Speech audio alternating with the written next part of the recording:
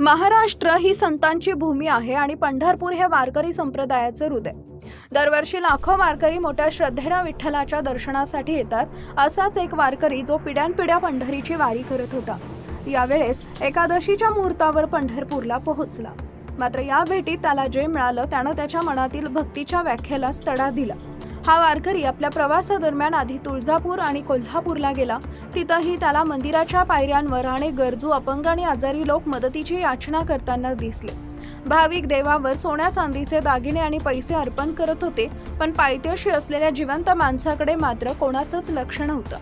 हे पाहून तो आधीच विचलित झाला होता, पण पंढरपुरात याही काहीपेक्षा भीषण काहीतरी घडणार होतं, ज्यामुळे तो वारकरी विठ्ठल मंदिराच्या आवारात पोहोचला. तिथं भक्तीचा महासागर उसळला होता. विठ्ठल विठ्ठलाच्या जयघोषानं आकाश दुमदुमत होतं. मंदिराजवळच एक सरकारी रुग्णवाहिका उभी होती आणि रुग्णवाहिका उभी आहे म्हटल्यावर कोणाला तरी वैद्यकीची मदत गरज असेल असा विचार करून तो जवळ गेला.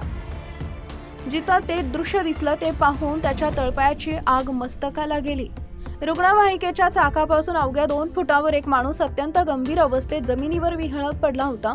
त्याच्या पायाला मोठी जखम झाली होती, जी सडून दुर्गंधी येत होती आणि तो माणूस मदतीसाठी हात पसरत होता, पण कुणीही त्याला उचलून त्या रुग्णवाहिकेत घालण्याचं कष्ट घेत नव्हतं. सर्वात संतापजनक बाब म्हणजे समोर रुग्णवाहिका असूनही त्यातील कर्मचारी आणि चालक तिथे नव्हते. लोक दर्शनाच्या ओढीनं इतके आंधळे झाले होते की त्या माणसाच्या किंकाळ्या त्यांच्या कानापर्यंत पोहोचतच नव्हत्या. वारकऱ्याला वाटले, आपण ज्या विठ्ठलाला दिनांचा कैवारी म्हणतो त्याच्याच दारात एक दीन माणूस मदतीविना मरतोय. लोक चंद्रभागेत पैसे आणि नारळ अर्पण करतायत, पण समोरच्या जखमेवर मळम लावण्यासाठी कोणाकडे वेळ नव्हता.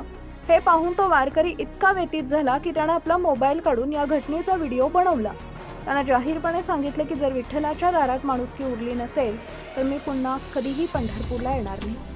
त्याच्यामध्ये दगडी मूर्तीची पूजा करण्यापेक्षा समोरच्या जिवंत देवाची, माणसाची सेवा करणं हीच खरी भक्ती आहे.